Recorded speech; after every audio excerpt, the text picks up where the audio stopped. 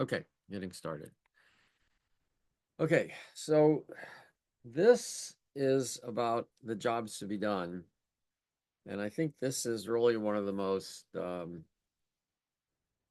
missing and important things in the current agile space that almost nobody talks about.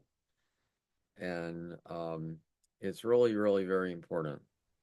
And I think the more I get into it, the more important I realize it is. And I had done things similar to this, but not as well defined, where I learned things from Fernando Flores. And it was a different approach to kind of coming up with the same intention, but it was a bit more esoteric. And what I'm excited about this is much more gettable. I think you could talk about it directly without having to talk about reality and what is it and all that. And that's what Fernando's approach required.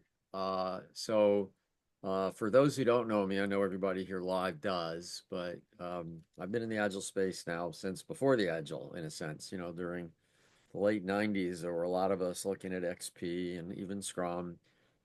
Scrum predates XP, but XP kind of got a rise in popularity before Scrum, and I was there in both. I was invited back to the Snowbird. Snowbird was the ski resort that the Agile Manifesto was done in 2001. 10 years later, they had a renewal. They had some new people like myself, David Anderson, and maybe one or two others, because we had done Kanban. Uh, I was one of the co-founders of the Lean Kanban University, which is now Kanban University. And I've really pretty much, I won't say I've done all the things, but I've been in, XP Scrum patterns, lane flow, safe, value stream management. As you can see, I created the DAVSC workshop for the PMI. So I've been around. I've written a lot of books, as you can see. So I'm not saying this as an authority because I don't believe in authorities. I'm saying this so you can see that I've kind of touched a lot of different things. And in fact, that's really what Amplio is. I'm starting to appreciate the power of Amplio is not so much its approach and not so much its even factors that a lot of people don't attend to. It's a system. It's designed as a system. It's designed as a cohesive whole. And with that, it lets you do a lot of things that you can't do. And that's a core of the foundations of Amplio, that systems are defined by the relationship between the components, not the components themselves. And what we'll see in this talk is that in jobs to be done, this approach, this technique touches a lot of stuff. And, uh, and that's an important thing to recognize. Now, I want to actually talk for a minute about the vision of success engineering. I'll fix that spelling. Uh, and the reason this is germane actually is a lot of things people don't do, not because they don't know how to do it, but because they don't even know it exists.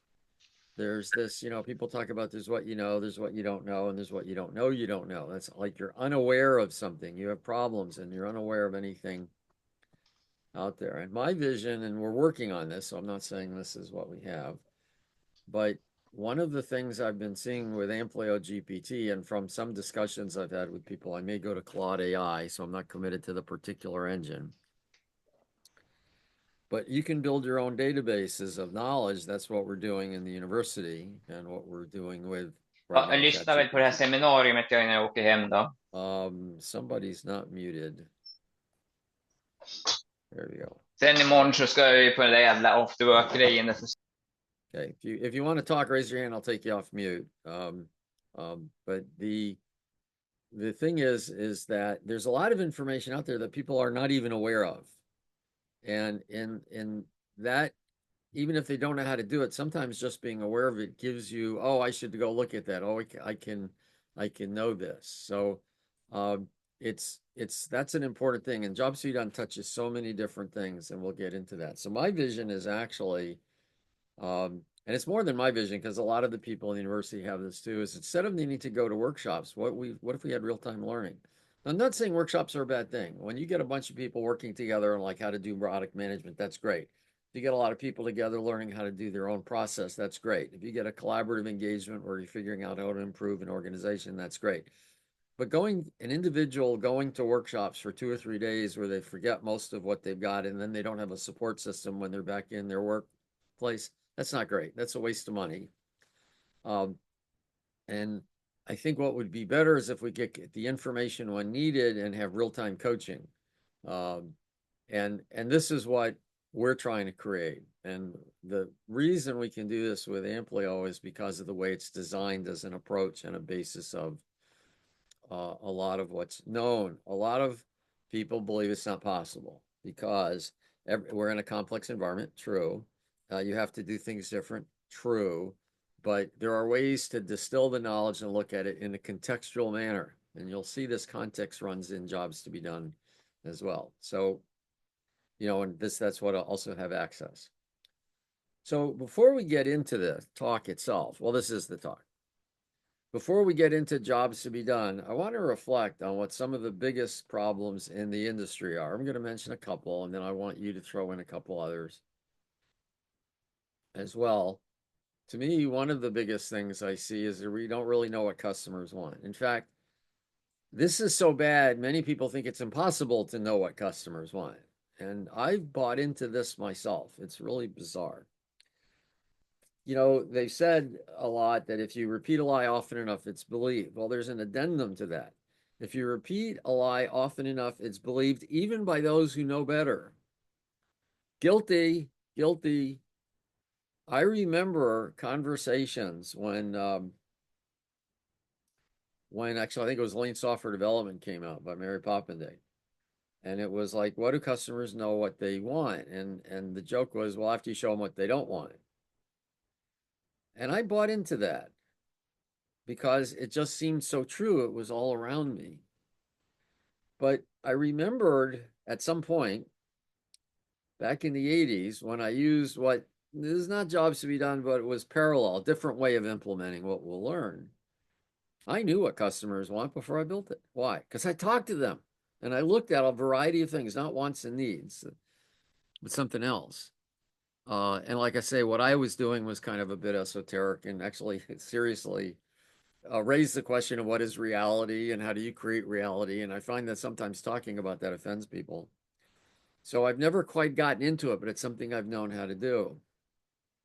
So not knowing what customers want. Now there's some level you know and some level you don't know. So I'm not saying you know all the details. I'm not saying you could plan it all out. See, people have this 0 or 1 mentality. Well, if I can't know it all, I can't know anything. No, it's not true. There are things, and we'll see how to discover that. Learning via trial and error. Let's throw the spaghetti against the wall and see what sticks.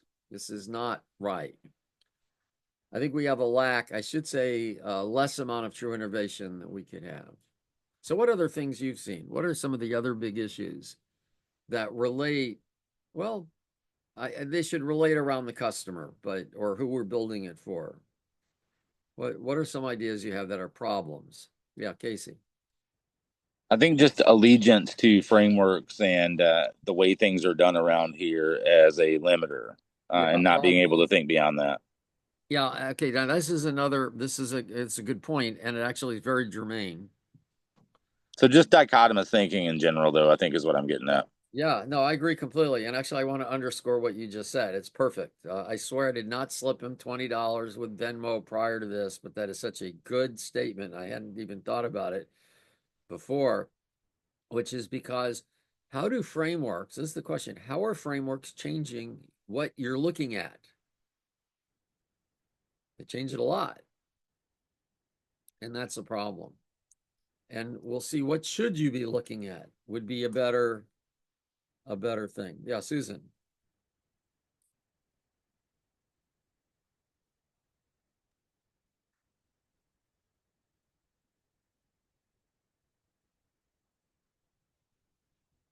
I can't hear you.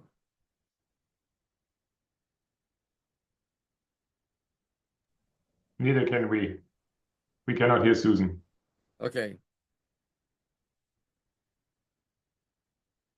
You just want us to wait a second. Okay.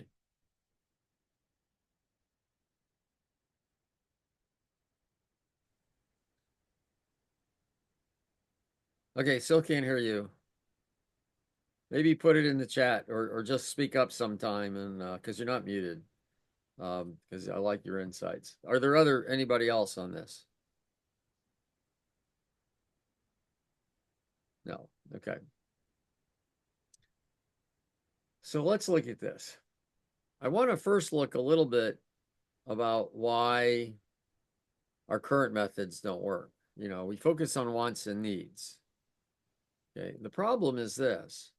Stakeholders are looking at their problems. When you're looking at problems, what you're really looking at is how to solve the problem, not necessarily the outcome you want. We're seeing this all about perspectives. Our perspectives, their perspectives. You know, a person buys a drill. There's a kind of well-known story, not because they want to drill, but because they need a hole in the wall. Well, actually, you could also think of busy parent hires a meal delivery service, not just for food, but for the convenience and time savings. There are different reasons, but people don't think about it. They're thinking solutions. Um, and what we want to do is look at deeper than that. You know, we focus on users and it has us miss people that are also likely more important. Now, an owner of the question is, when you think of user, let's just stop for a second. Let's just set this question up. Imagine I've built a computer system. Now envision a user. Do you envision a user at a computer?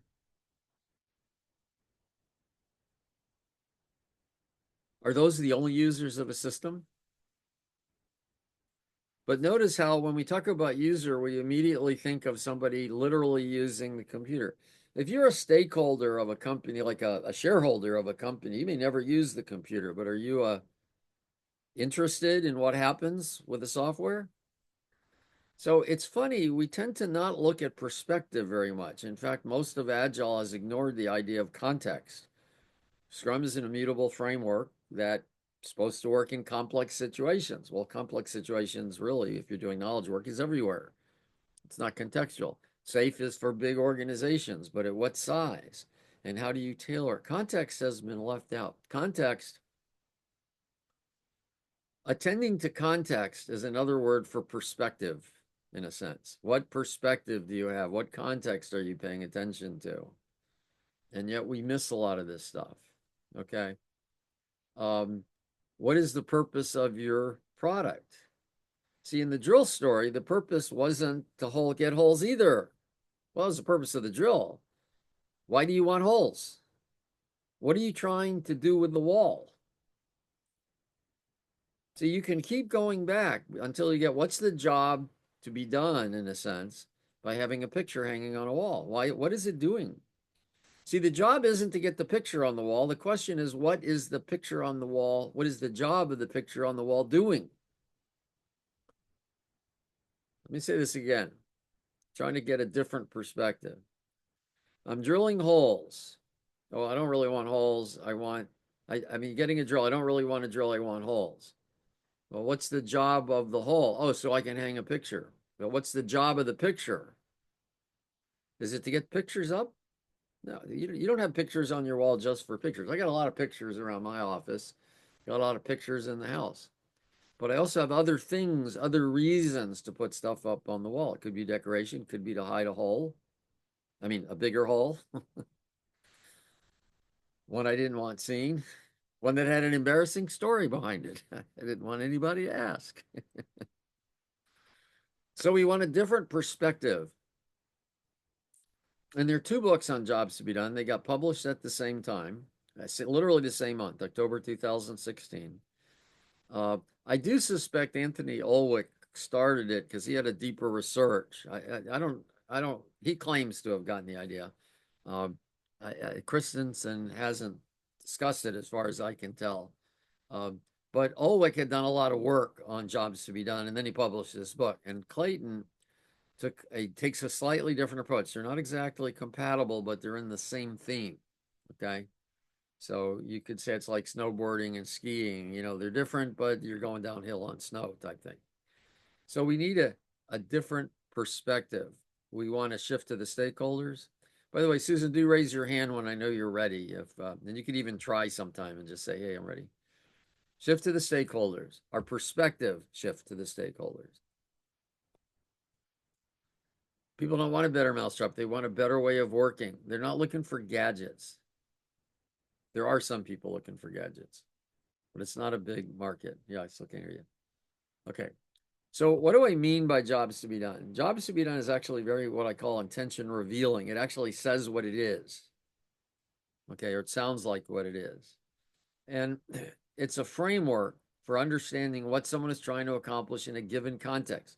So be clear here. There are three things. There's a person, there's a context, and they're what they're trying to accomplish. What job are they hiring a product, service, or action to do? That sounds funny, but I'm going to give some examples. It focuses on the progress they seek in accomplishing their job, not just the needs or preferences. By identifying these jobs, we can design solutions that align with the real goals, not surface level. So this is by Christensen. I'm going to take that slide. This comes from Christensen. I like his perspective a little better. It's a little odder in some case, as we'll see when I talk about what's the job of a milkshake. I remember when I first read that, I just kind of squinted my eyes, furrowed my brow, and said, "What are you talking about? It doesn't have a job. I'm going to drink this thing." So we need a shift in perspective. I suggest looking at wants and needs keeps us trapped. Yeah, we can make a little progress. It's like in a maze. Oh, well, that didn't work. Let's go back and try something else that might work and all that. What we want to be able to do is go beyond making progress in small steps. We want to get a perspective that lets us see the bigger picture. Might not actually tell us the full path at the front. I'm not saying it's predictable, so this makes it look like it's predictable. I don't mean that, but I mean you could kind of see where you're ending up. Okay. So key elements of the job to be done. It's got customers hire products or services. And this is a funny way of thinking about it. In other words, we're talking about the job. Well, jobs, you get things or people to do things. So I'm taking jobs. Normally, we talk about jobs as a person doing something, but here we're going to say it can be a product or a service that does something. I want to, this will get clear with an example, but I'm defining job, the job, like what is it? What's the job of a screwdriver? Well, it's to get screws in or out. What's the job of a hammer? To put nails in the wall or somewhere else or boards together. So I can think about the product having a job. What's the job of dinner? Well, could be to feed myself. What's the job of going out to dinner? Well, I actually like cooking and I'm pretty decent. So for me, I don't go out to dinner just to get great food, although we go to pretty nice restaurants because I like great food and they cook better than me. I go out to dinner because I like to be with my wife. And it's a nice, relaxing time where neither of us have any worries or have to get anything done, and our cat's not bothering us at the moment. Actually, I love my cat bothering me, but sometimes she can be obnoxious. So the job for dinner for me is not the food. It's the company. It's the banter we have with the waiters. They know us. We go to the same place a lot. And it's fun. So it's entertainment. It's fun. That's the job of a restaurant meal. So what am I trying to accomplish? What are the circumstances that arise through this? Notice there's an emotional state, there are constraints, there's all sorts of things. I can't go to a 3-star Michelin restaurant every night. In fact, I don't think I've ever been to one, but I've been to a 1-star Michelin restaurant and it was expensive enough, let me tell you. That's a constraint. My wallet won't let me do it. My conscience won't let me do it, actually. Progress, the improvement the customer seeks. What am I looking for? Am I making progress when I go? And then, are there competitors between this? So let's look at this an example of a job to be done. And I'm giving a clue by not having animated this. So you've got to understand first what people are trying to accomplish. Now, this is a story I've heard about how the Walkman idea came. It came from Sony's the CEO, Akio Morita. And he noticed that people had a commitment to health and music And I'm supposed to have a boombox. There it is. I got the wrong thing animated. I'll just put it all up. So you had a boombox and you had people like carrying boomboxes. This was in New York City. I don't know, it was like 50, 60 years ago. He was staying in a hotel overlooking Central Park. And excuse me. Central Park, and he saw people walking with boom boxes, and he saw, oh, they like music, like I like music when I travel. He saw people running. He said, oh, they committed to health and all that, but he saw that people had two jobs. One was music, one was health, and there was nothing that could do both jobs. Now, if you saw somebody running with a boombox in New York City, that's another story completely. But so he got the idea, what would it be like if you could take music with you in a portable way? And that's where the idea of the Sony Walkman came up. Now, what's interesting, and maybe this also is illustrative of the story, of why jobs to be done is so important. He told his crew, his developers, he was CEO, he could tell them to do what they want. So forget the story, CEOs never know what the hell to build, because they're actually, the most innovative companies often were led by CEOs who really knew what was going on. Why is that? Because they understood the customer's needs and innovation. Anyway, he said, I want a tape player. And they kept building smaller and smaller tape recorders, because to them, that was a tape recorder, what a tape recorder was. And he didn't want a recorder, he wanted a player. Because a recorder wasn't well designed to fit this job, but a tape player was.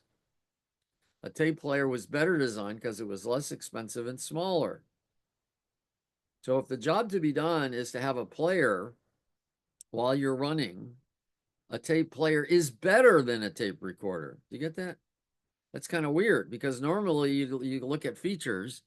See, if you're looking at features, and this thing can record and play, and this thing can only play. Well, this one's better. Now, you could argue that, well, it's only better if it's the same size. You could say size is a feature. See, so now we're getting into features. Well, what features do we want?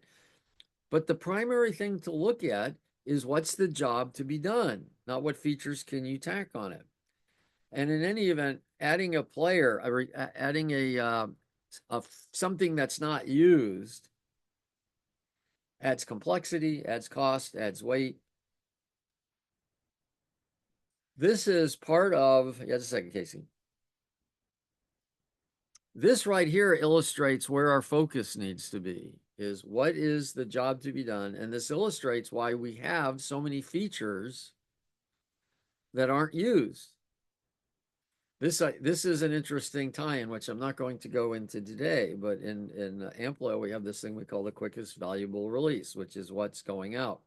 A quickest valuable release, what's the next release? This should be tied to the job to be done. In this case, would be a player. You wouldn't add the stupid feature if you knew the job to be done. And Morito's engineers didn't know that. Casey, yeah, go ahead. So I'm thinking here about Febreze, the aerosol disinfectant. So that's a great story. I know it already, but you tell. Right. So initially, its purpose was to eliminate odor, and that's exactly what it did. But customers weren't satisfied because it didn't smell clean. So they had to re-engineer the formula to give it a scent, even though its purpose was to remove odor. So you don't know that until you test it, right? You can get scent-free Febreze or something like it, but that's exactly what we're talking about. The job to be done was not just to get rid of the odors. It was to make the room smell clean. So they solved the wrong job. They solved an incomplete job.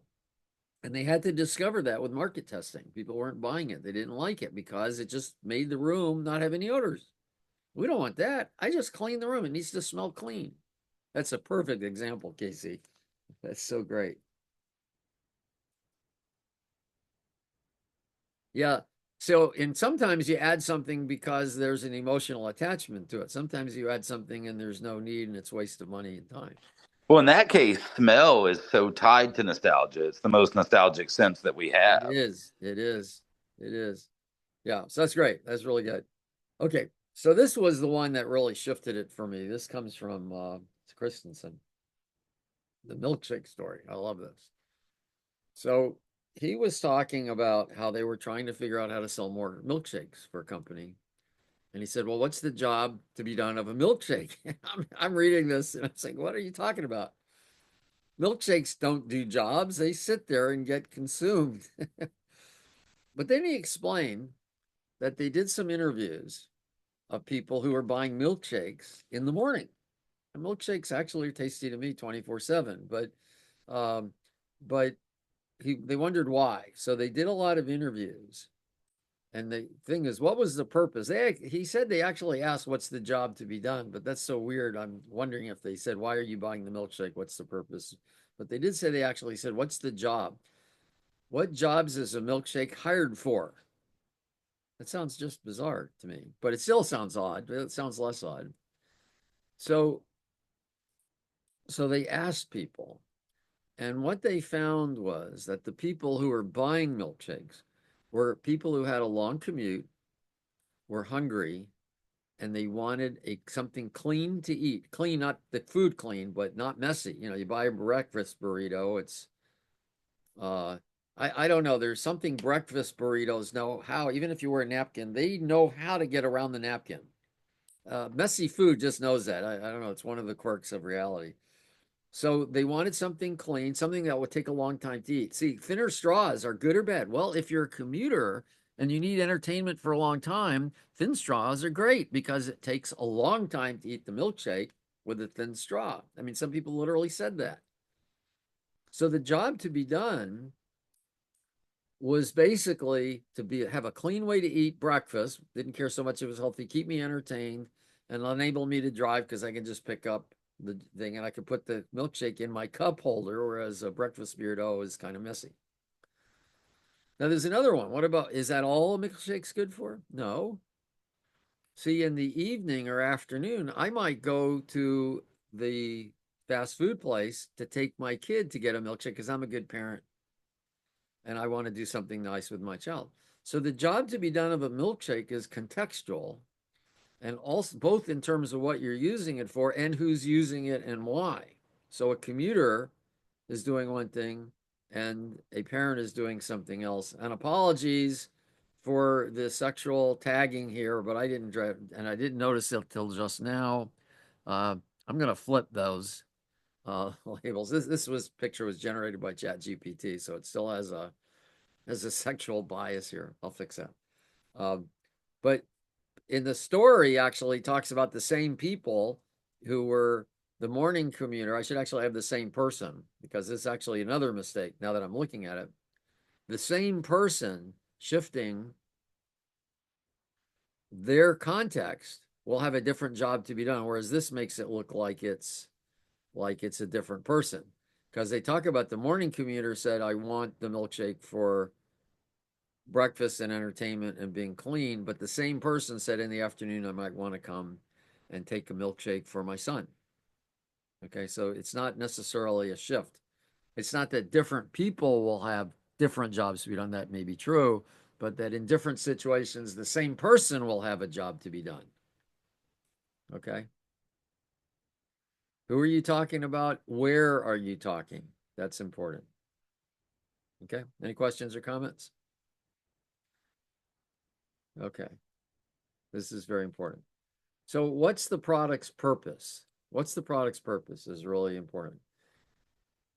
There are different reasons. Some is sometimes, are you ready, Susan? Yeah.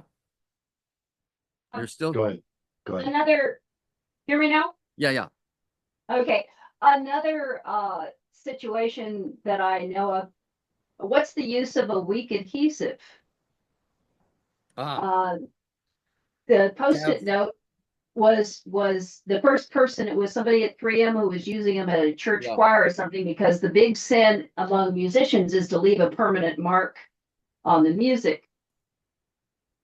But yeah. these removed and you could write little notes on them.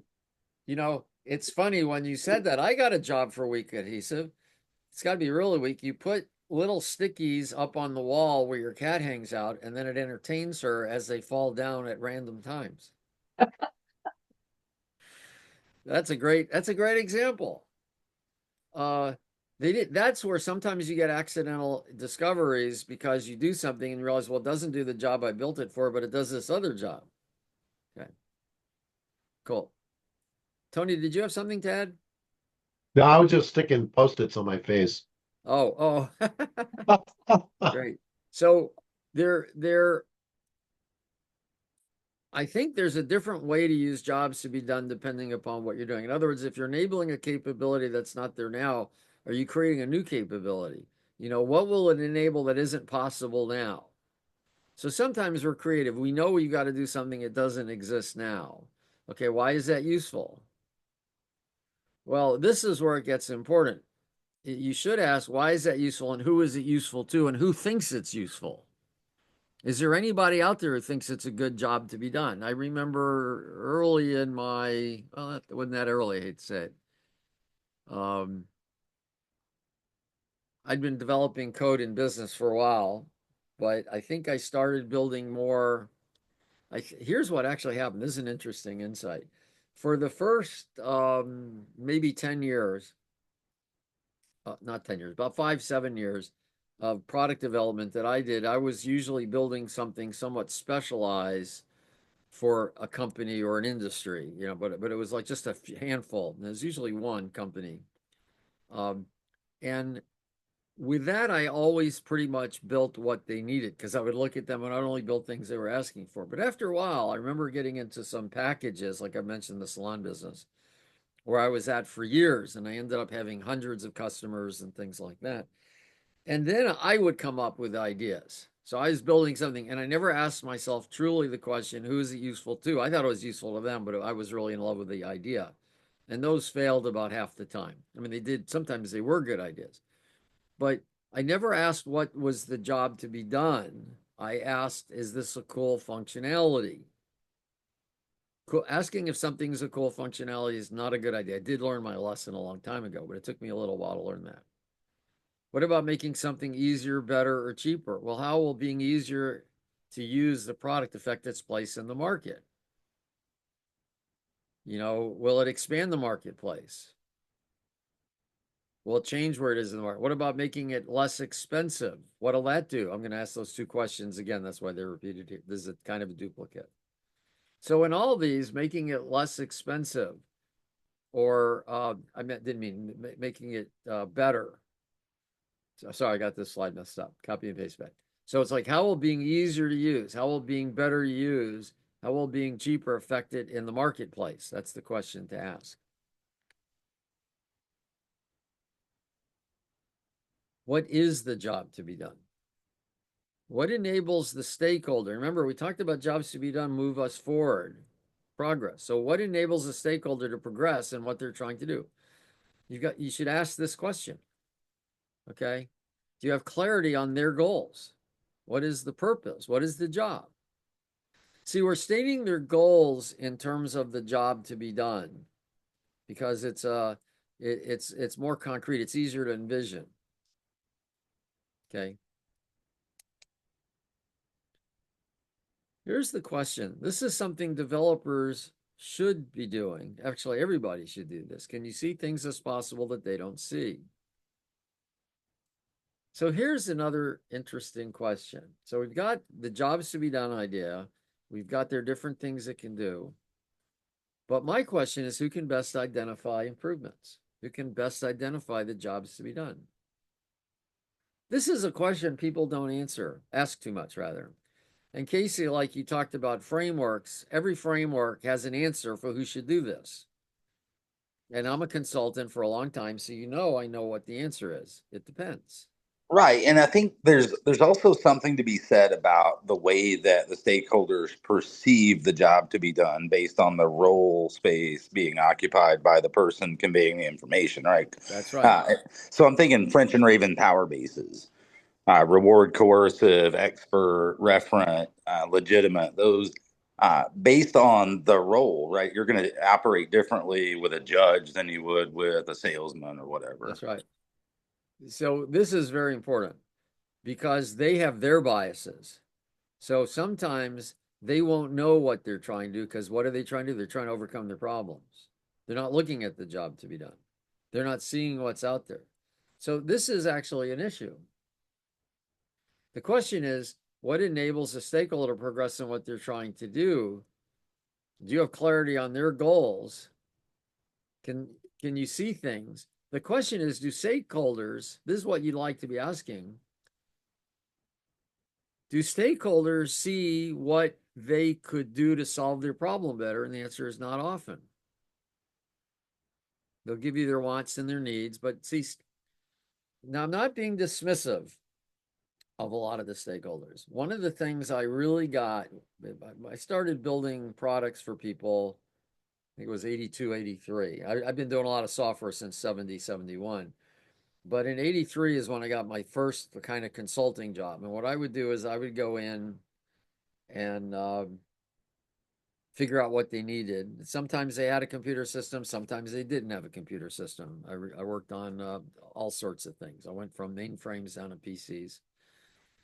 And what I found was that people who were doing the work had an amazing ability to do their work well. I mean, I was in awe. I was like, I remember going to some places thinking, oh my God, how do these people function? I mean, it was so overwhelming to me. So I have a deep respect for people getting their job done. They know what they need to do, but they also get into ruts and they also don't see things. See, a lot of the reason you need experience is because there's so many things you can't anticipate. And therefore, and I would latch on to experienced people. But the question is, when you would look at features or functions, you would need experience to discover where they didn't work. But if you understood what the job to be done was. See, I remember one thing, I worked in public warehousing. That's where a company stores your stuff for you. These are usually used by businesses. So it's not a place where you rent a little section and you put your stuff. They do all the storing. They do all the fulfillment. They get stuff. They either mail it out or they might just, you bring a truck and they'll load it on your thing. And what you've got is this huge warehouse. I worked at one of the largest warehouses. I think they were the largest in the Southeast. And you could say, oh, your job, the feature we need is where's something located and how do you know where it is and how do you get it and all that. But the job to be done, and the experienced guy didn't express it this way, but the job to be done was, how do I know where my inventory is? And what do I know that people will mess up? And there was this common error they had, that somebody would go get a pallet. That's, the big things they got everything stacked on. They'd go to the truck, unload some things, and they'd bring it back. But they were in a hurry, so they wouldn't always bring it back to the same bay. They would see something open, they throw it in there, and they would mean to tell somebody, but they wouldn't. So, you could add electric shock to the seat that when it discovers they do that, but that's not a really good idea. So the way we solved that was we made it so they didn't have to waste any time when they put it. We put little stickers on every pallet that they could just pull off the sticker that had the location. So all they had to do was dump it where they did, take the sticker off, and then bring it back and say, hey, I put it here, and then somebody else would deal with it. So it didn't slow them down. We lowered the barrier. That was keeping the job to be done of keeping the inventory settled. So you got to think bigger and you come up with ideas like this. What about developers? Okay. Devs tend to look at the system, in fact, I think the product owner role has made this worse. People are even talking about whether devs should be talking to customers. And I'm like, oh my goodness. Now, if you got an obnoxious developer, and I've had a couple of those work for me, I can understand, but not a general rule. Okay. Yet it is a general rule for lots. What's the job of the system? You need to know this. See, devs are actually quite good about it. So when you're a developer, you've got to ask these questions, but there are these limits. The fact that you devs look at the system, at their system, instead of the job to be done is a problem. I'm going to talk a little bit about how this shifts. What about product owners? They're often driven by what the customers are saying. My experience when I've gone into companies, most product owners were marketing and salespeople. They're not looking at the jobs to be done. They're looking at placating customers who are trying to get their problem solved. Well, problem solving doesn't work because it doesn't get you the best result. Maybe you could stop the problems from coming up in the first place. That's where developers are actually good. Okay. The other, so you don't have all stakeholders. You don't see how things can be built. I'm suggesting we need people who can see all of these things. Stakeholders, that should be a job to be stakeholder job to be done in a context, what's possible in the system, consistent with the vision of the company. In other words, you don't just build products, you're building products for other people that are consistent with your stakeholders' job to be done. Like this is going to make money for the company, or this is going to position us better in the marketplace, things like that. So what we have now in the space is this knowledge fragmented across different roles. And we don't have a well-defined way of communicating. And that's a lot of what the problem we have is. So if you're improving an existing product, that was one of the other things, you got to say, well, what's the current product? How's it fulfilling his job? Can it do better? Susan. Yeah. I can't remember who said something to the effect of the customer isn't always right, but the customer always has a point, and your job is to figure out what that point is. That's right. That's right. And usually that's great because that ties it into, well, why are they asking this? Not why are they asking this so I can do this, but what is the job to be done that this question leads me to? So that's really good. That's very nice.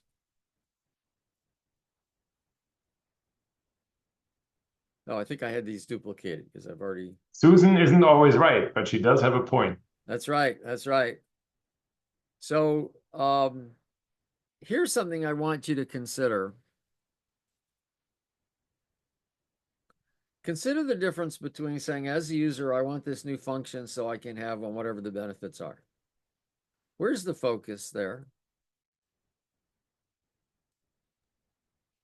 On the function.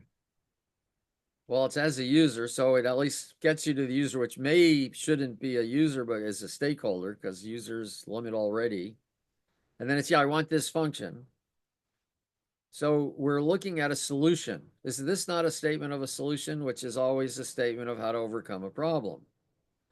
What about this? As a stakeholder, so you know who is, I want this job to be done. And my initial idea for a solution is this. See, this locks us into features and stories that we discover later they don't want. Is there distinction clear here or questions? What we tend to ignore is that the way we talk about something is the way we think about something. And it also has to do with what we see. Edgar Schein talks about, we don't think and talk about what we see, what we think and talk about. And we're looking at problems and we're looking at solutions instead of what's the job to be done. Okay. So here I'm going to go through this real quickly. This was generated by ChatGPT for me, but I just want to give it as a highlight of some of the technical stuff that in fact you can do, but then I want to leave some time for Q&A. And then we can, of course, talk about the last 30 minutes. But I'm not saying this is something you follow, but when you're looking at planning and coordination, how do I clarify stakeholders' objectives and constraints? How do I break work down into meaningful, deliverable chunks? Of course, Amplio talks about this, as do some other systems. Most of Agile is done actually not from the what can be released quickly. Scrum typically does it by features and stories and builds up to an incremental release, and Safe usually comes with an epic and then tries to do a test. They actually define it as an epic with MVPs on it, but MVPs are not about so much testing a subset of functionality. It's about testing the assumptions you have and why that functionality will be useful. Okay. You want a sequence for maximum value and learning. Now, actually, I want to say what's interesting, the word sequence. See, if you had just asked ChatGPT about jobs to be done, it would have said prioritization, I'm sure. But I've talked to ChatGPT. It knows who I am because I have an account, and it knows I'm basing everything on the Amplio system. So it's interesting that it chose the right word where it otherwise wouldn't. This is actually one of the things I'm very encouraged about these LLMs, that they can, in fact, talk within the context of the information you give it. Got to balance demand against available capability. What about flow and execution? Well, manage work in process. Oh, interesting. Everybody says work in progress. Why did ChatGPT come back to me with process? Because it knows that's what I'm talking about. Okay. Actually, I'll be candid. I hadn't noticed this before, but now as I'm presenting it, I'm noticing it. This is why I say ChatGPT, a contextualized LLM, can be very powerful because it knows who I am and where I'm coming from. Okay. Coordinate dependencies so we can avoid rework. I did not write this. I want this to, but doesn't it sound like I wrote this? Those of you in the IS program? Interesting. I did not write this. This is a cool test. This is why I'm so excited about what we're doing in the universities. So, discovery and design, the real problems, not the feature requests, test assumptions with minimal effort. Design systems that are usable, sustainable, and adaptable. So they're not just functional, but we can sustain them over time. Know whether we're delivering value. Well, how do you know that? You've got to know who you're delivering it to. See, Jerry Weinberg years ago talked about we don't know what quality means and we don't know what value is and all that. And he wasn't saying that actually. That's what we got. Some people got that. He said it depends on who, that different people have different measures of quality and different people have different measures of value. But to those people, there is value and there is quality. And what this means is you have to understand who are your critical stakeholders. Sounds like Tom Gilb a little bit, doesn't it? Those two knew each other really well, too. Measure progress. See, now here we use the word progress because progress actually means movement, not just in play. Okay. Reflect on the work. You can see all this. Actually, when you go through this, doesn't this sound like a little bit like an agile method? Implementing jobs to be done makes sense from an agile perspective, or jobs to be done was, in a sense, defining the agile process. You know, communicate.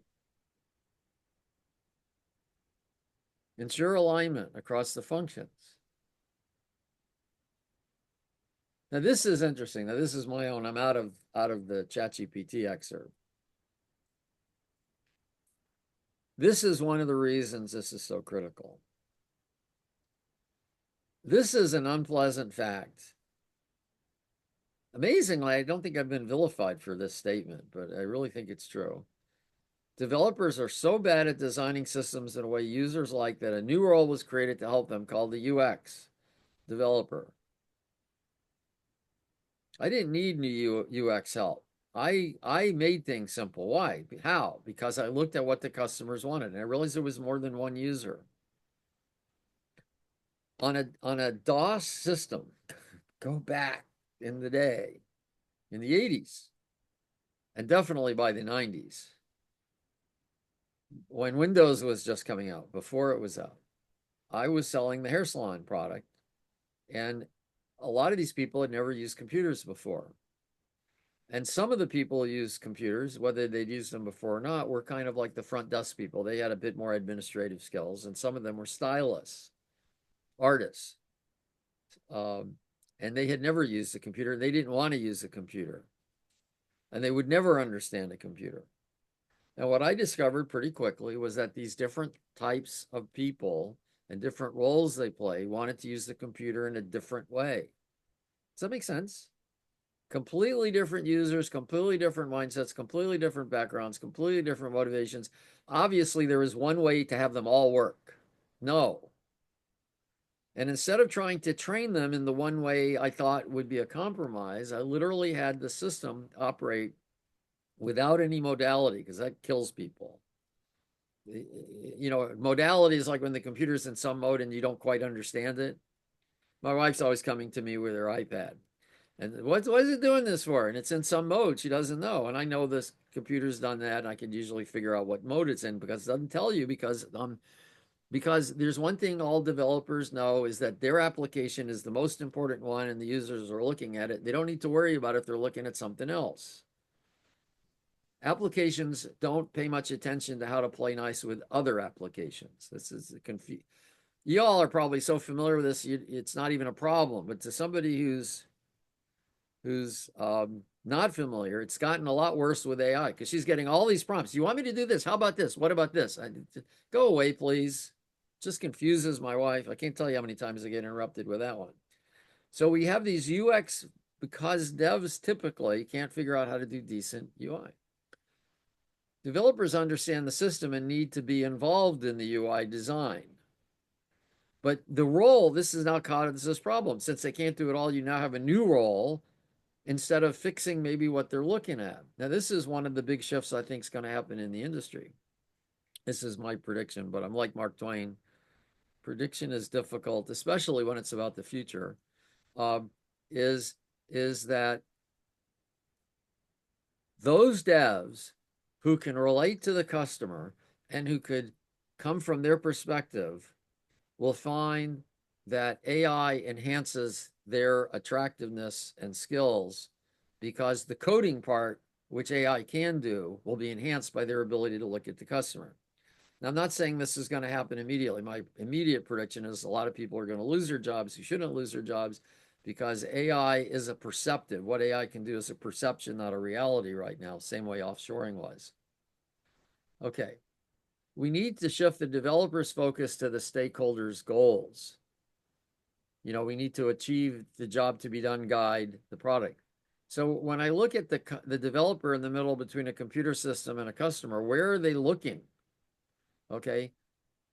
What should the developer be looking at when deciding what to do? But they typically look at the computer system. They build the system.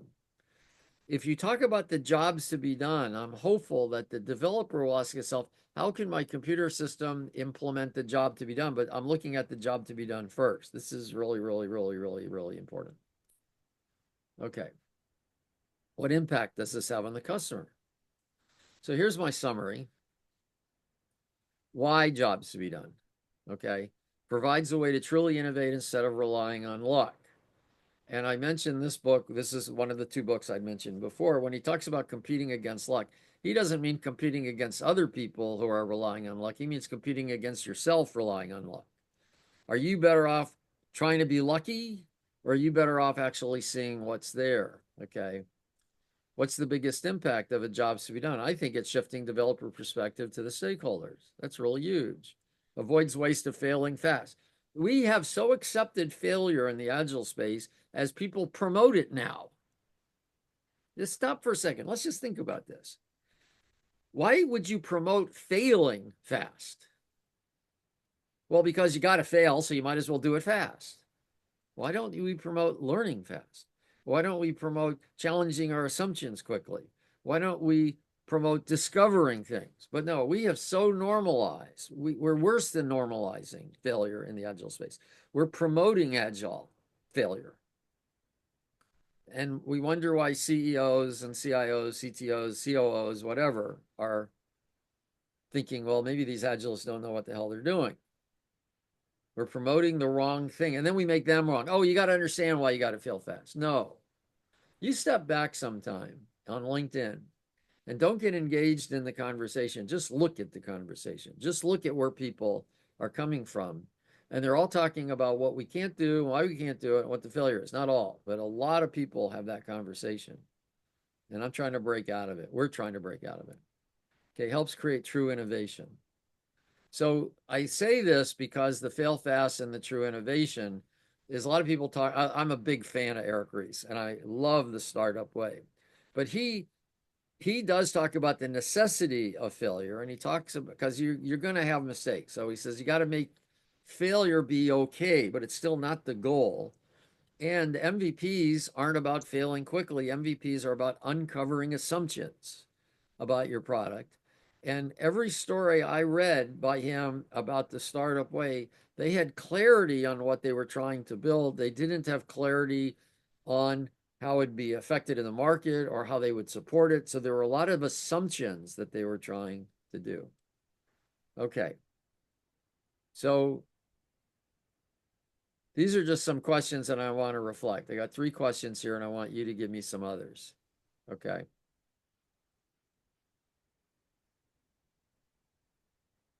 So people give me some answers to that, ask other questions. I just want to reflect on these 4. This is the last slide of the talk.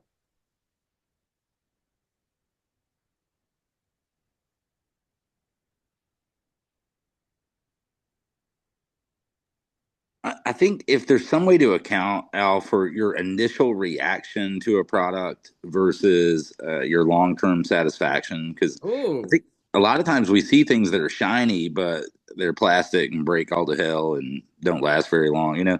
So if you think back to being a kid, you wanted that thing that was really shiny, but it might break apart or whatever. And so the long-term value consideration, and it's the same thing with at the checkout aisle, throwing all the magazines and candy and all that kind of stuff before you have a chance to process it.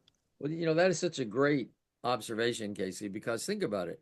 So if you're building a product, then one of the things you need to be looking at is what's the job to be done in terms of initial discovery. In fact, I know Christensen talks about this, like the immediate goal, like, oh, I got this because, in fact, I'm reading now about this guy who bought a mattress at Costco and looked at why do you make an impulse buy? What looks like an impulse buy at Costco. That wasn't the case. He'd been thinking about it, but he was at Costco. He'd already done his thinking, and then I'm finally going to pull the trigger. But what's interesting is there are two jobs to be done. There's the initial job to be done, like because it's shiny. Oh, one of the jobs to be done for us in selling the product is we want it to be a shiny product. So it appeals to the customers because they have a job to be done of buying things that look shiny, but they also have a job that it has to be maintainable. So you can ask questions like this over time. And I hadn't thought about it till you mentioned it. I'd seen it in some of the examples. So the point is, as we had here, this is what I love so much about this. See, the structure like we had here about the job to be done. I'm just going backwards, but you get the point. This stuff. We could add this question to it. See, this is actually what I'm excited about what we're doing in Amplio University now, putting this into a ChatGPT or Claude or whichever one we think's best, is these are like templates. And we've talked about using templates. We have a lot of templates in Amplio already. But to me, you still have to go look for the template, and it's kind of broad and it gets bigger and bigger and bigger. But putting these templates into a system, and it notices you haven't attended to this as have you left this out. So in other words, if you make a master template and then have it look to see what's there and ask if you left it out, it will tell you. I've done tests like this. It will tell you. By the way, one of the reasons I'm looking at going to Claude AI, I forget who it was I was talking to. Actually, it was somebody you mentioned to me, Casey. Had a good conversation with him, but he mentioned that Claude AI can generate quizzes. So this is the whole thing in HTML. Then I could load it into the LearnDash system, and that could be some of the certification. The beauty of another beauty of jobs to be done is as you lay it out, and we talk about these steps, then notice this is somewhat defining the jobs to be done for the developers, somewhat defining the jobs to be done for all those people who are building the system. So you can measure the competency by looking at what are the steps they need to take. You all didn't give me any grief, thank you. I don't Can I mind. throw one more at you, Al? Yeah, just let me finish this one thought Sure. because I think this is important. See, the fact that I can talk about it, this process, the job to be done for product developers, do you see we have a reasonably well laid out approach here? Now, this is consistent with Don Reinertson's notion because I've talked to him about this and he wrote something up for me literally 16 years ago. It's been pretty ignored. You can Google it, types of processes by Don Reinertson because I captured it. He said I could. The fact that we have complex, unpredictable systems does not mean we can't have well-defined processes to work in them. Yet most of Agile thinks that's impossible. In fact, they're embracing complexity and the inability to understand things. Jobs to be done creates a new construct for us to make these processes. Yeah. Okay, Casey. So the thing I'm thinking about is adapting the job to be done with the future in mind. So when your product takes on a different use than it was expected to, like duct tape or the hula hoop, or what really stands out, and this is kind of gross, but Lysol, right? Lysol was originally marketed as a feminine hygiene product. And because it had horrible health consequences, they had a bunch of Lysol and had to decide what to do to sell it. So now they decided you can clean your house. But it requires that. I think the 21st century requires that sort of two steps ahead, thinking about other applications of your product when one market segment dries up or whatever. Right. Okay, so I want to take a 2-minute break, and then we're just going to stay on the same Zoom. Don't get off, same Zoom, and we'll come back. Thomas, I just saw your comment about the purpose of the hole is to cover the previously drilled holes. Do you have a security camera installed in my house somewhere? Because that's exactly how I do it. So I'm a little suspicious and worried now. I have a question that relates to this. Okay, go ahead with Right your after the question, and then break. we'll Don't take our go 2 away. Or you'll wait till after the break? Yes. Okay, good. No, I'm not going away. I'm just going to take a 2-minute break because it helps clear my head. I'm going to pause the recording. Okay, yeah. Well, that's an interesting comment you make, Casey, about the wabi sabi. If you let it hang a little off center, I've got a variety of things. There's a great movie. My wife likes it. I like it too for the story. It's called A Little Chaos. And it's not really a documentary of how they built one of the gardens in Versailles. They even say there is a garden at Versailles. That much is true. That's how they started out. But they do have the garden. It's about the water cascade that's in there. We actually saw that when we went out to Paris last year. And it is amazing. But the story, of course, was total fabrication. But it's called The Little Chaos because one of the architects felt that there is order, but a little chaos actually makes things better. And if you look at the things, you'll actually notice that some things are very pristine and precise. And it's funny, I remember walking up explaining this to my wife because she's not a designer, but this stuff hits you subconsciously. And we're walking up this brick path. And the brick path is not perfect because they're bricks, and the bricks are old. They've been made when they can make them pretty close, but not exactly right. And there's a certain feel to it that feels good. And if they made it precisely, which they can, and sometimes they do, it adds some, it takes away when you're precise because that's not human. It's not natural. Nature has order, but it's not precise order. There's slight variations. You look at trees, it's not all the things are the same. So sometimes that's actually important. And sometimes that being off a little bit is confusing. So you have to again look at why are you doing what you're doing. Okay, so we got 30 minutes on anything, or 25 anyway, on anything related to Amplio or questions, actually pretty much anything other than political. Oh, and I'll put up, I didn't have the very end slide, so I'll just put that up there for reference. But go ahead and ask questions because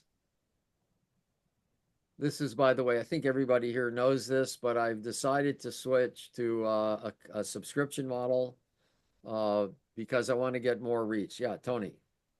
That's my question. I want to do that, so let me know at some point. I don't know if you're going to send an email. I went to the Success Engineering website and I didn't see anything Yeah, obvious. it turns out there's a weird thing in LearnDash. I thought I could set this up quickly like Thinkific. Thinkific allows you to have two price mechanisms. In LearnDash, what you have to do is set up two groups. So No, we're going to set it up where one group, it says the ACE by subscription or ACE by annual, because I'm still going to have an annual. Annual is just going to be 12 times the monthly. That's for companies who they don't want to be billed every month, but they don't mind budgeting things. So I'll get that out to you, Tony. What I'll great. also do is I'll start including you as if you are. I'll give you the permissions and Thank stuff. you. Let's go ahead with it. Thank you. Yeah, I thought I saw somebody else's up. Thomas had a question. Yeah, there you are. Yeah, that's a bit of a follow-up to the jobs to be done Sure. talk. I think your example of why do people buy a drill? Well, because they need a hole in the wall. Well, they actually don't need the hole in the wall. They want to hang the picture. Well, they actually, you can always ask another question why. It's a little bit like the root cause analysis in the 5 why, right? That's Where right. you start with the Right. proximate causes, then you work your way back to the ultimate causes. And my question would be simply, when do you know how to stop or when to stop, right? Yeah, Because see, if that's you a great continue that, question.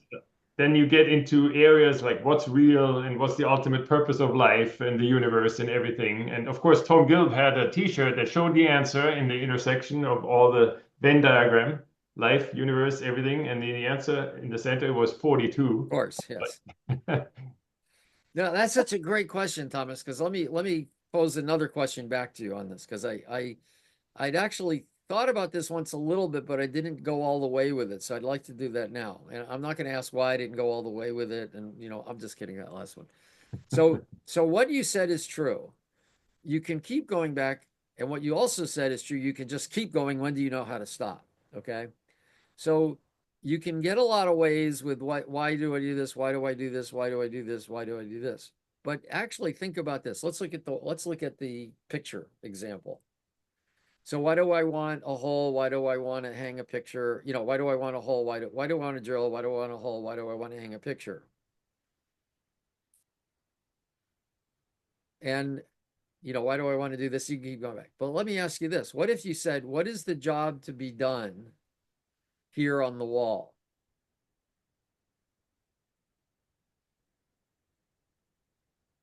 I'm wondering, I'm not saying, but I think that's far enough back, that the job to be done, identifying the job to be done, is bringing you back a certain level,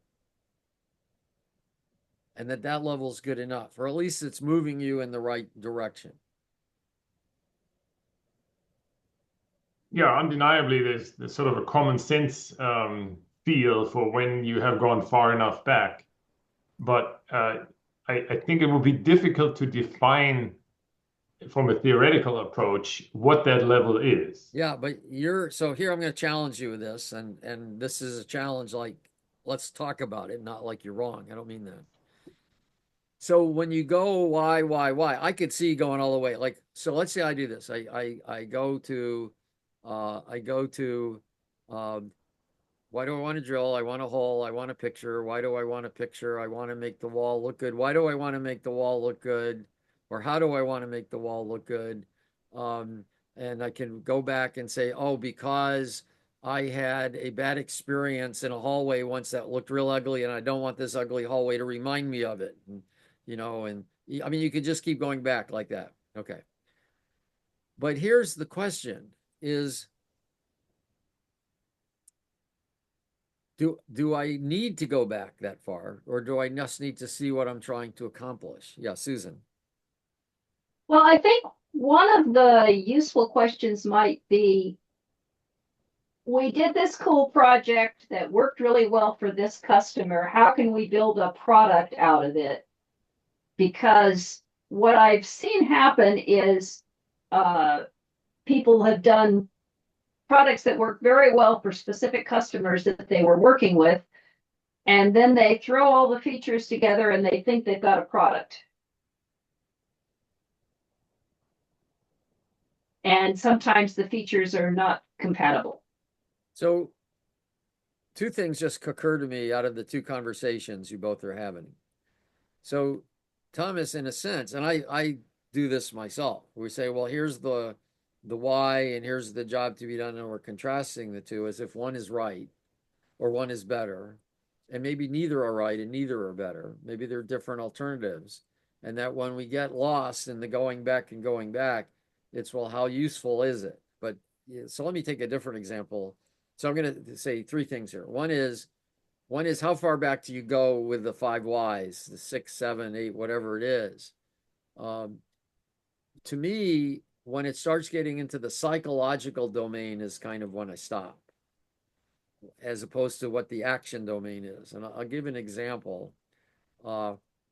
And I wrote this up, actually. This was a case study where I talked about how using value stream analysis and 5 whys solved the problem, where these people were having, this company had 100 developers. They were state of the art at the time of building websites, and they had a problem when it was deployed. And they discovered that what was happening was that the salespeople weren't setting up the stage properly, and that was causing a problem at deployment.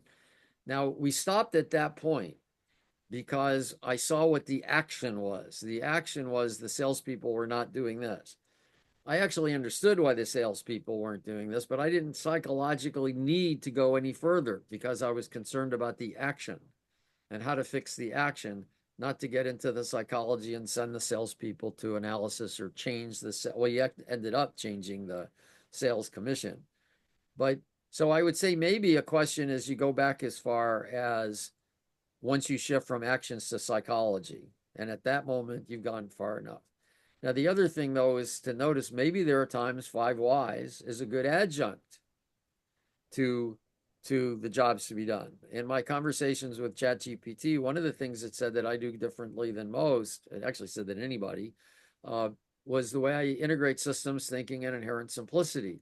I don't do one or the other at different times, but I blend them. It's actually an adaptive part of Amplio, of what I look at. I go back and forth between them. Inherent simplicity tells me there are a few things controlling things. Systems thinking lets me know they all relate.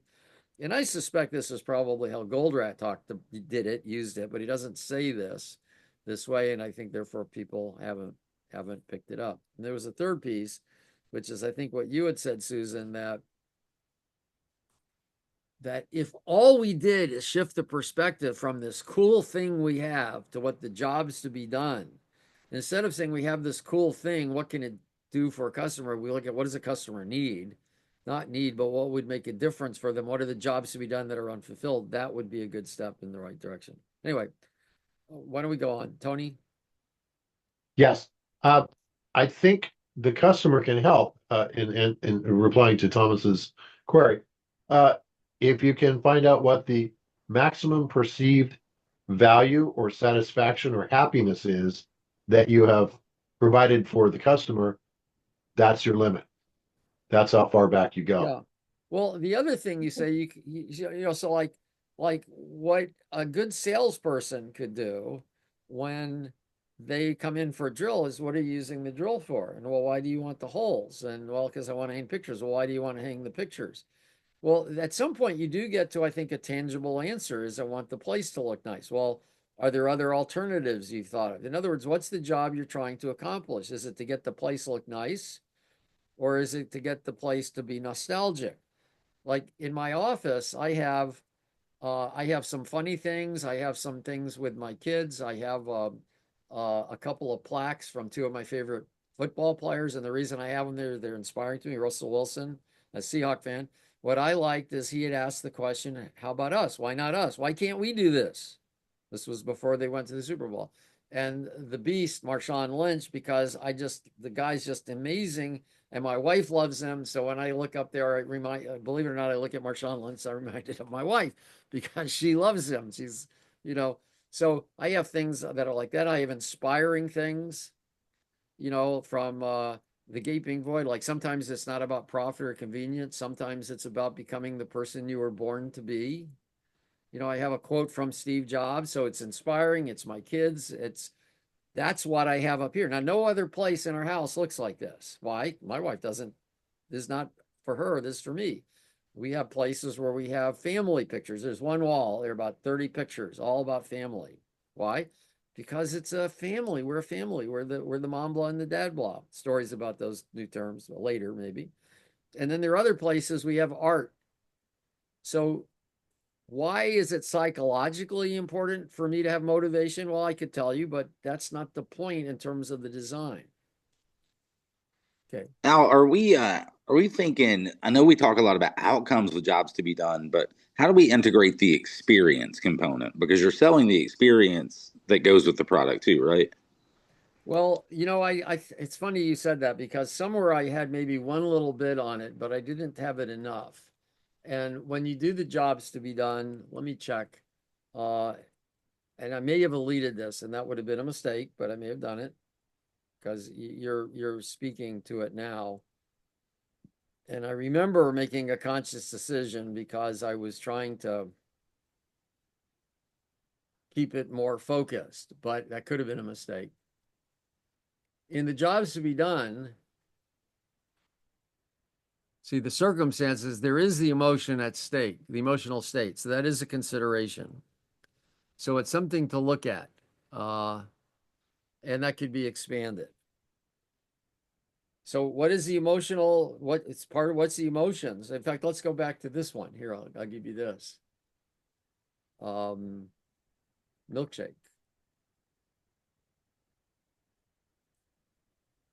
All I can think of with jobs to be done is like those pocket knife souvenirs that you get your name carved in at Dollywood. Yeah, You're never going to well, cut anything with it. but here's the other thing. So in the milkshake story, he talks about there was a commuter, but he said the same commuter said in the afternoon, I want to be a good father. So the job to be done of the milkshake changed. Again, I should fix this. In fact, I'll do it right now because I'll forget otherwise. What we had is the same person having a different job at a different time. Because this person who was a commuter was also a parent. And what happened then is in the afternoon, what he wanted was the sense of being attached to his boy as a good parent. So in a sense, the job to be done, this had one job, had no emotions about it. This had a different job, which was very emotional about it. You see what I mean? So the jobs to be done has an emotional component, or may have an emotional component to it. Thomas just made me think of the allegory of the cave, Al, as a way to think about jobs to be done. I hadn't thought about that. I believe I feel like I'm the guy who left the cave and has come back and people want to kill me. But expand on that. Expand on that. Just we're seeing the shadows on the wall of the cave instead of what we actually want deep absolutely. down. Absolutely. Here's the thing that's very distressing to me. And I think people are going to get more upset with me, not less upset. Not the way I talk, I've gotten better there. But when I look at Amplio and I look at the highlights, now this is something interesting I did, is I wrote this page and I looked at different aspects of Amplio. Now this wasn't everything that was in Amplio. I talked about it. As what are the highlights, and I talk about foundations and tools and what to build and improving workflow. And this accounts for about 80% of the Amplio system. And none of this, or almost none of this, is in any of the popular Agile frameworks. And even though TOC is good, and there's some really good TOC people, and even so DAVSC is good, those things don't account for maybe a third of this. Now, I'm not saying I'm the only one who does this. No, a lot of good consultants I know do almost all of these. I'm talking about something you can convey to other people. And yet, this is ignored. And this isn't like unique to Amplio. It's the collection of it that may be unique. So people are asking the question about how is this framework helping me instead of saying, what do I need to do, is a complete shift. And people don't want to do this because they're comfortable looking at it the way they are. And it's like your familiar comfortability is stopping progress. It's kind of interesting because we talk about creating safe environments, and Agile is a very unsafe environment. Why? Because you get certified in a method, you go to work for a company, and you have all this fear about going outside of the method because it's deemed if you do that, you're not doing the method.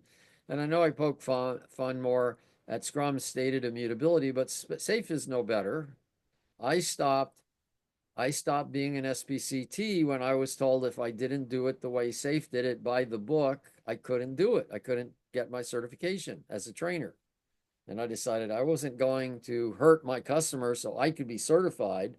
There's a psychological impact of boundaries around an approach that you just don't want to step beyond because it's unsafe. Why? Because you were brought in to stay in those boundaries and you don't know how to go around those boundaries. Now, Amplio is a framework. There's no question about it. But the job to be done of a system is basically, when you state it as the job, it's boundaryless as to how you implement it. This is why we shifted Sorry, not Figma.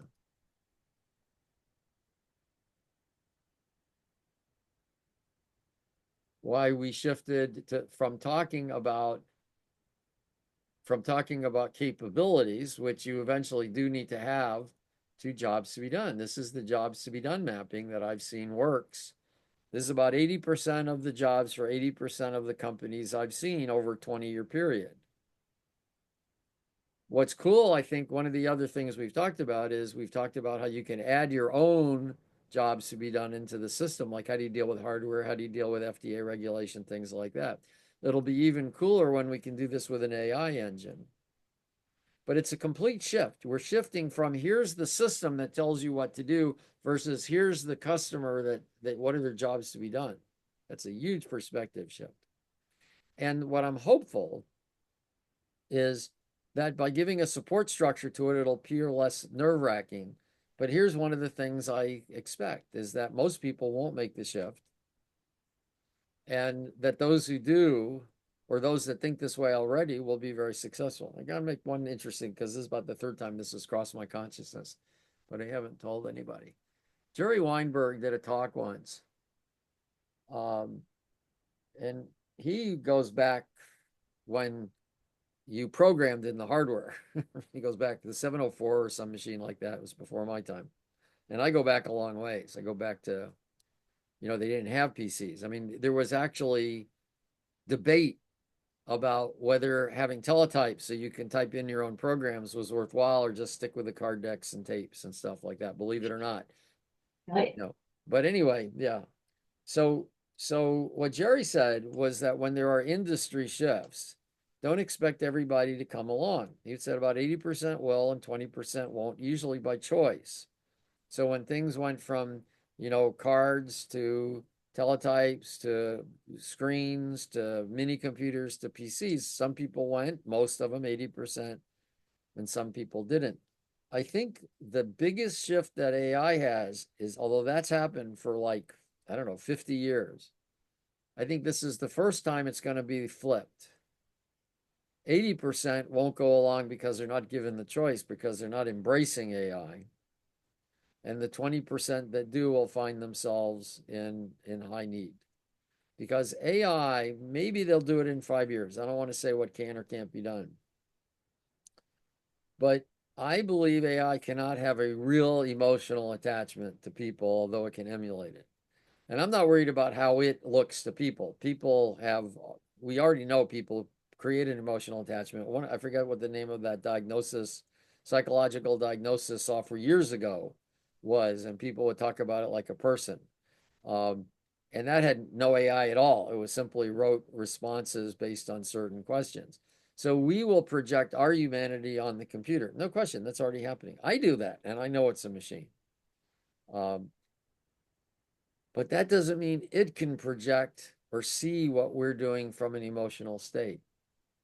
So this connection and emotional aspect for AI, I'm not saying it's not possible, because actually I'm a big believer in NLP. And actually, if you study NLP, you learn that facial space and all that, where you look, I mean, every now and then they mention it in the movies, but there's a whole lot more. Frogs into Princes, this goes back years and years based on Virginia Satir's work. There are people who've learned to tell the emotional state just by looking at you. I mean, seriously, I don't mean the body language. The body language is obvious like this and whatever. But there's so much depth in a body. And what's interesting is they've done experiments. Like maybe Susan tells me something that I don't understand, and then I tell it to somebody else. They can actually get some of the emotions that Susan had when I repeat it on. Why? How? Because I subconsciously mimic the repeating of what she said. They've actually done studies where person A lies, person B has no understanding of whether it's lying or not, and person C is told it, and you transfer the emotional attachment to this thing and can tell whether it's a lie or not. People, if you start having your computers look at you and watch you and get all this facial recognition, 5 years, 10 years, who knows when, that will likely happen. But it's going to be a long time till that happens. And I think actually this human aspect of things is something it may not ever happen. I don't know. Guess I got to watch iRobot in 2001: A Space Odyssey again. All that. Yeah, Tony. Reread Asimov, his three laws of robotics. Yeah, I know that. Oh, yeah. You Well, know those. You know those. I know those. Well, see, and what's interesting is I don't think it was in iRobot where they go around it, but they talked about the. So let's see what were the three laws just to get them stated right, Yeah, the three laws of robotics. Yeah. because there was an interesting thing. There was an interesting thing. So we got here may not injure a human being or through inaction Yes. allow a human being to come to harm. Robot must obey all orders. Okay. So somebody wanted to change this uh, by allowing, I forget how they were going to state it, but it would be like the case that you could let someone, you can let go of somebody where they'll fall. And at the moment you're letting go of them, you know, you'll fix it. So the robot could do that because it'll fix it, but then, oh, it doesn't have to take action. So they were trying to change these a little bit. This is, I don't know how relevant this is, but it's kind of interesting. Yeah, what AI is going to do, I don't know. And I'm not getting into the moral implications of it. Where I come from is how can we do better? And I don't know what I can do about how to prevent what worse is going to happen. I do think it's overhyped, overstated.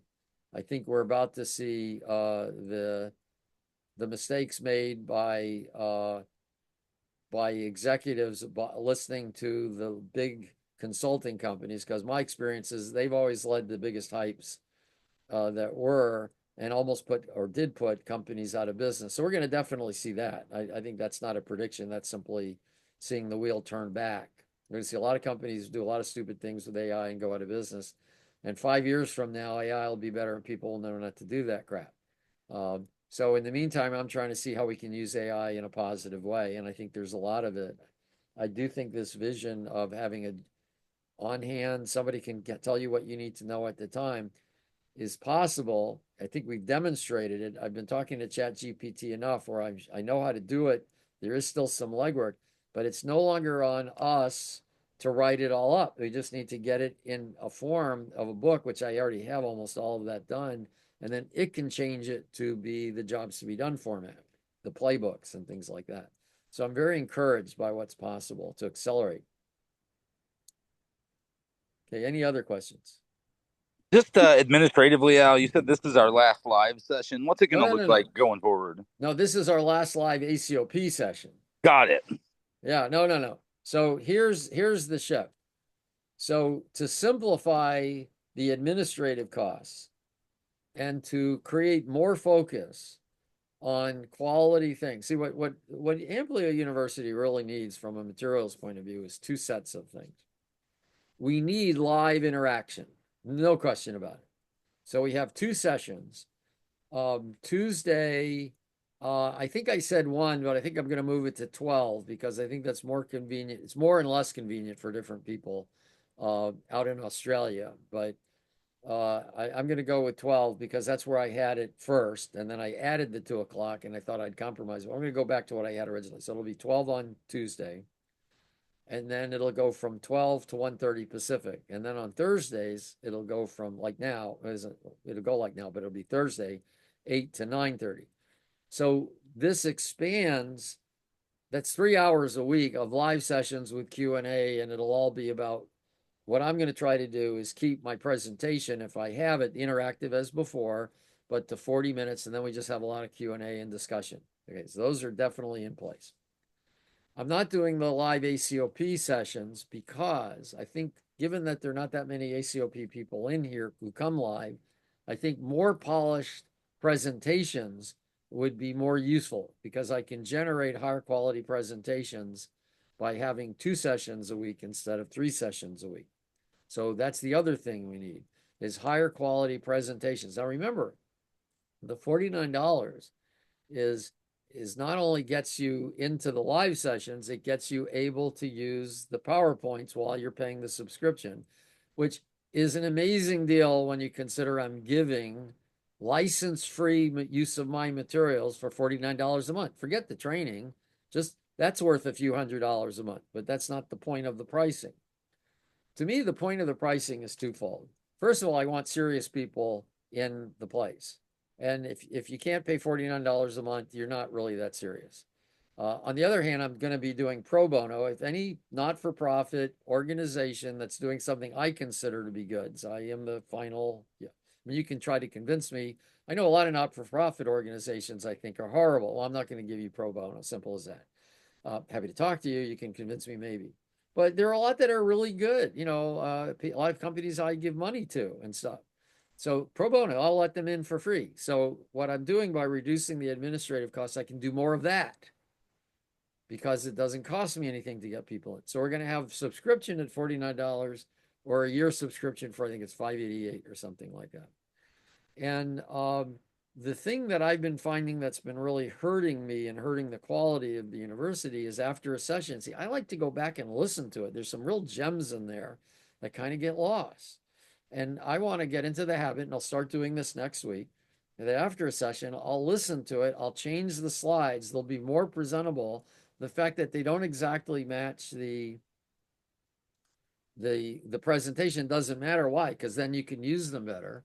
And then the fact that now that we have, that's not what I wanted, but that's okay. What this also gives us is now that we have this job to be done metaphor, and that we have this this picture, the content, the PowerPoints can be geared around this, and the slides presentations could also be geared around this. And that's what we're in the process right now with each of these. And each of these will have a link to a discussion group. So we're laying the groundwork for a deeper community, because by putting it on a collaboration board and by using ChatGPT, we can have more contributing. And I will say one other thing, because this is really profound. I think I mentioned this. The other day, but let me say it again, because this looks like a small thing, but it's actually a very big thing.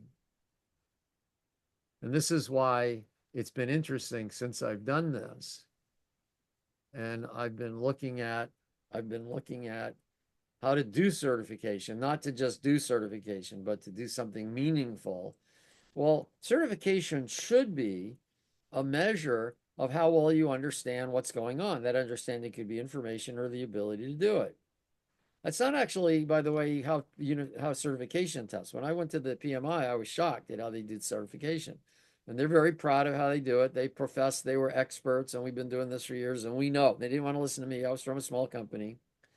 They kept saying, oh, you're used to small scale things. They ignored the fact that at Net Objectives, I did way more high-level training than all of PMI had done up to this point. I trained more people in the equivalent of a DAVSC than they did. And one of the things I come from is you don't certify on an 80-20. You don't design it so 80% pass and 20% fail. That's ridiculous. That's a measure of you. Because if you say 80% and if you have a really bad test, you're going to have people pass when they shouldn't. And if you have or you'll have people not pass when they should, you got to test in the competency of what you're trying to get them. So we've already said this is the competencies. So what I measure is this. Are you unaware? This is level 1. Go from unaware, what I don't know, to aware. Well, I know I don't know it. Now I can go look when I need it. By the way, this is the technique I use when I read books like Design Patterns or Don Reinertson's book with 175 principles. You don't read that cover to cover. You wait until you run across one. Oh, see, I skimmed it, so I knew all the things they were talking about. And then when I needed to solve the problem, I went and I read the chapter. Why? Because you learn better in context than learn in an abstract way. This is one of the advantages of the just-in-time training. The potential of an AI-driven educator system is so far beyond anything that we're doing now. And Casey, you seem to know most everybody, or more than I do. If you come across somebody else who's doing what we're doing with the jobs to be done and putting it in a chat to get it in a general way, let me know, because what's interesting, talking to some of the people you put me in touch with, is even though they're not doing knowledge work per se, this whole structure will work anywhere. See, it's the structure that's important. Right. I tagged you either last night or this morning on a post. There's an AI company that had sort of they called it the Penta something, but it was a 5 component thing, and okay. it was using AI. So you might want to look at that. But Okay, I will. it's I'll not look like at that. ours. It's all in dimensions of software and things like that. So it's not human-centered design and lean and stuff. Yeah, see, this is really important because if you look at how frameworks have captured the Agile space, they're teaching you frameworks. They're not looking at what's needed. The approach we take in Amplio is to identify what the problems are, what the jobs to be done are, and then we have a method to go, okay, define the jobs to be done. What are the different ways, the capabilities to do it? What's a playbook that fits it? You can do this on anything. This is just a general purpose education method. This is what I learned back in the 80s with Flores. I didn't have this packaging of it, of course, but I'm being very consistent. And when I talk to ChatGPT, it knows this is what I'm doing. And that's why it gives me these good answers. Anyway, little soapbox there. Any other questions? Okay, but admittedly, what I'm trying to do is I think this is something very exciting. And I think it's a positive use of AI. And I think even if it doesn't get into AI, if it just spreads the notion that we shouldn't be coming from limited frameworks or all-inclusive frameworks, but give us a framework from within which to think, that makes more sense. And there's a little bit of extra investment, but not everybody has to take it. You get one person on 5 teams who does this, they can help the 5 teams because they're much more leveraged. Okay, well, thanks for being here. Thanks for indulging me on being the soapbox. And I'll be in touch with you, Tony, but I'll give it so you can get to we have the next meeting we have is Thursday at 8, and I'll get you access to that. Okay. Talk to you all later then. Great. Thanks. Bye. Thanks, Al. Thank you. Here we go.